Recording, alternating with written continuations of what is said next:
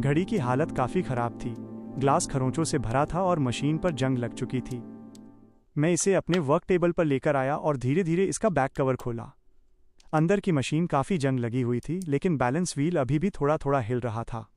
सबसे पहले मैंने मशीन को केस से अलग किया, फिर बहुत ध्यान से उसकी सफाई की। इसके बाद खाली स्टील केस की अच्छी तरह पॉलिशिंग की, जिससे पुरानी खरोंचे गायब। आखिर में मैंने घड़ी को दोबारा असेंबल किया, नया ग्लास और नया स्ट्रैप लगाया, और देखिए अब ये पुरानी HMT जनता घड़ी फिर से चलने लगी।